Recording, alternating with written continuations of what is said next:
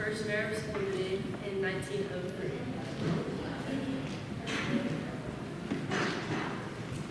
Good morning, folks. Come on in. We got plenty of time to wait for you to get cozy.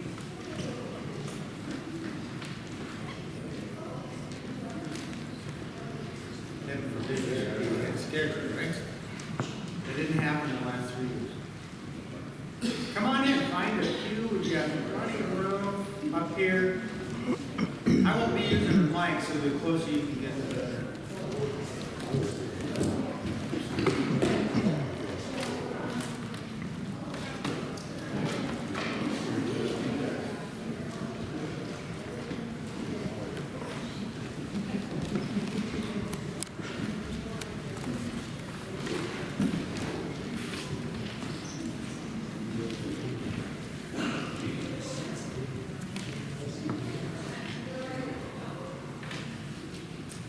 Well, thank you for taking the time to come and hear about some of our people that are former members of your congregation. And it's our pleasure to have so many people here today to come and find out about those that have brought us here, those of us with similar DNA. How many of you are related to Mr. Kintz, John Kintz? Thank you for coming. Oh, look at this time to begin. Well, my name is John Andrew Kintz, and I was born on March 27, 1959 in Mercer County, Ohio. Just a month or two after one of our states was born. Does anybody know what state was that started in 1859? That'd be Oregon. So Oregon's about a month older than I am. So today I'm going to be telling you about the third child out of four for Daniel and Arilla Kintz. My life was shaped by death, hard work, resilience, and death again, and a strong faith in God. I never really knew my father because he had enlisted in the United States Army and died in the Civil War, either from typhoid or yellow fever.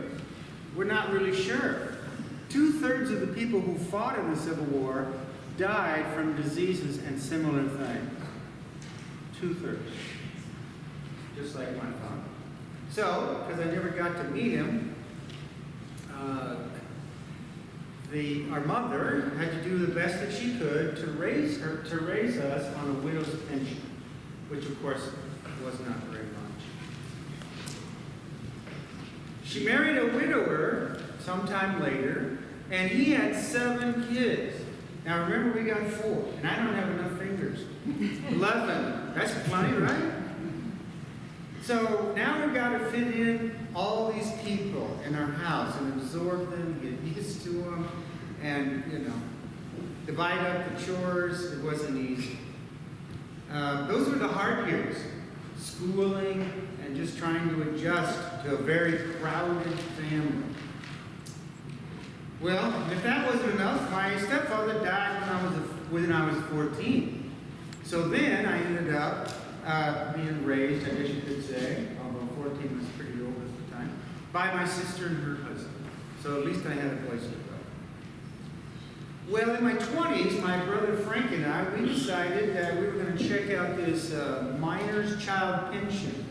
And it turns out that because our father had died in the Civil War, wait for this, we got a lump sum of 13 years of back pay. Well, I took that $100 and bought 80 acres in Minnesota. And Frank got the same. $1.25 for an acre. Not bad. It was a relatively short time later that I met my soulmate, Agatha Zimmerman. Do we have any Zimmermans here today? Well, anyway, she found a man of her means.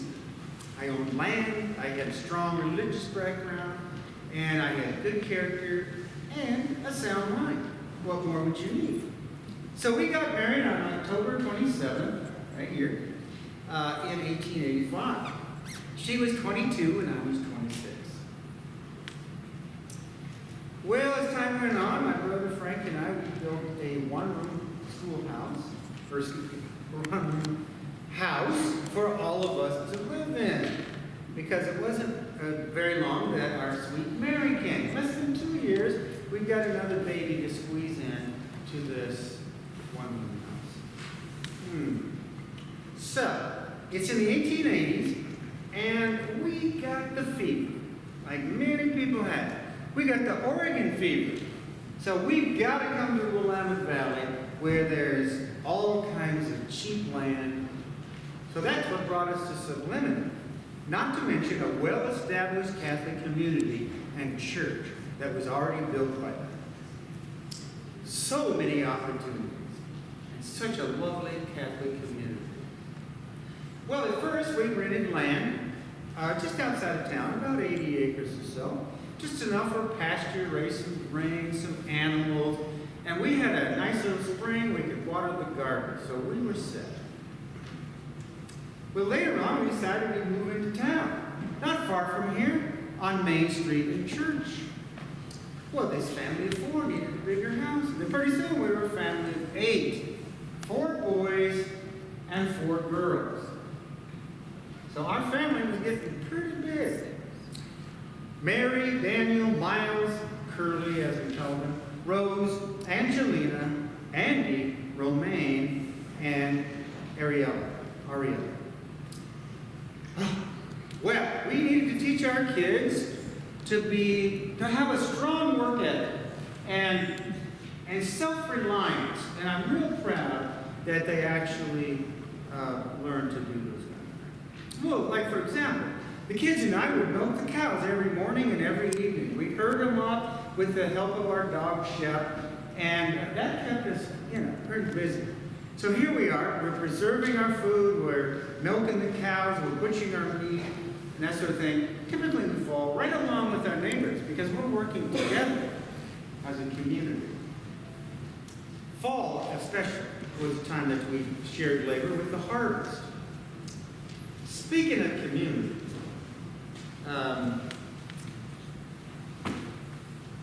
I had heard, people had said, John, you've got a bit of a talent. Maybe you should run for office. So I did. When Sublimity was incorporated in 1903, I became the first mayor of our town. And we needed some laws. The first ordinance that we decided to pass with the city council, that we adopted just a short time later after I took the oath, read like this. Listen carefully. It shall be unlawful to allow sheep, goats, hogs, and horses to run loose around the city of the incorporated limits of the city of Sublimity. And failure to do this and follow this ordinance shall endanger the transgressor, that's you, with a fine of $5 and an imprisonment of up to 10 days, 2 to 10 days. So be it. So, you all need to be tying up your pigs and chickens. Well, we the city fathers were faced with a problem. When our first transgressor refused to pay the fine, there's no jail in town. So we had to suspend the sentence because we didn't have a cooler to put him in. Well, later the jail would be built right next to the saloon. So they didn't have to go for it. Later the jail was built, but we didn't have a water closet. Didn't have a place for them to use the bathroom. That's a bit of a problem. So we had an outhouse or water closet. One of my most memorable executive orders was to direct my staff to move that outhouse 30 feet from the saloon and put a 6-foot fence around it. I'm sure that helped with the smell that you didn't complain about. I had such big decisions to make as mayor. Well, about this time, or during this time, I was hauling milk and other perishable items to the surrounding communities. I would pick up freight items and supplies and deliver them to Almsville and other places. So I was picking up freight items and supplies from the train depot and then bringing them back to Ditter's store and LaCroix's general store as well. using my 14 horse and wagon. Well, did anybody come here on a muddy roads on a horse and a wagon? I see. Well, back then, the roads were muddy and narrow and practically impassable sometimes in the winter. All we had was horses and carriages. And I had to have my horses healthy for my business. In the mud, they sometimes got what's called mud fever, which is a very painful disease or condition for them, with weeping sores on their legs. So, what did we need in Marion County? Better roads, gravel roads. And here you can see us blowing up rocks and laying down gravel. We were just glad, and pavement, that was hardly a known thing. We were just glad to have gravel. We needed better roads for transportation and business. By 1912, I was the Marion County road supervisor, and that was our job. $2 a day, we would pay men, or $3.25 if they had their own horses and wagons. So we got a lot of roads built. After work, I spent my evenings in my barn designing a horse-drawn road grader from scrap materials that I had in the barn. You see, we needed a grader that used less manpower. Well, my wife, Agatha, she was worried about me because I was there night after night. Oh, she supported me. She'd come out and give me coffee and keep me going. This was always ringing in my ear. I'll never forget what she said. John, you need to slow down and get some rest. That grader thing will out you into an early grave. Well, it didn't, because I lived several years longer. But this is, in fact, the model that was used for me to achieve a patent. In this plaque, you can see I had a combined grader and drag, and it was patented in 1918. Anybody else got a patent? Maybe a road grader? So this is a big plus for us building roads. And it was in the local newspaper. And I started getting calls for more graders. By 1919, I was making them for resale. And eventually I thought, instead of just wood for the grader plate, I'll put metal on it. It'll last way longer. No comparison. Well, business is going good, and our home was always open. We hosted travelers from all around, especially folks from Jordan. 40 miles away was too far to come and go back again in a day, so they would just come. We had visitors who just dropped in. Nobody texted us and said they were coming over. Agatha would bake for everyone, and in the evenings we'd gather for music and dancing. I'd play the violin, and she'd be playing the organ. Lots of dancing and music. And lots of people. A house always full of laughter and song. My faith was central to my life. For example, I encouraged my sons to sign up to be charter members of the Knights of Columbus. So, as you can see in this identification right here, this is my membership badge. I wanted the boys to join too. So, I had to drive them all the way to Portland in my Model T to get them signed up. And, we didn't have a heater. So, my sweet wife, Agatha, she put a whole bunch of bricks on our fireplace. And the next morning, they were nice and toasty, and we put them on the floorboard of the car to keep us a little warmer, at least on the way there, for a 6-hour trip. Not so good on the way back. Any of you have a wife that would do that for you?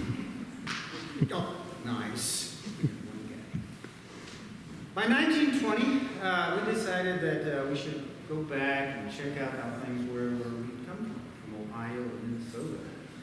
I visited old friends, and we visited my mother's grave for a moment of peace and remembrance. Well, after we got home, unfortunately, I developed a condition known as goiter of the blood. It's an iron deficiency. Might be why they put iodine deficiency. Must be why they put that in our salt. I always thought it was from drinking snow water during those hard winter months, but that's probably not true. Well, anyway, looking back, where's the time? My life has been one of adventure, discovery, hard work, and deep love. Love for my family, for my community, and for my God. If I had any message to leave behind, it would be this. Value your community and care for your neighbors. Thanks for coming today.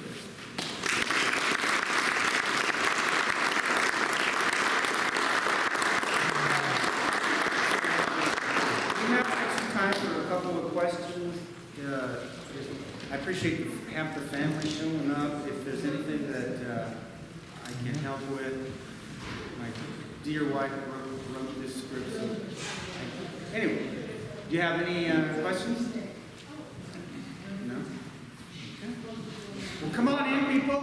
We've got another speaker coming up in just a matter of 3 minutes.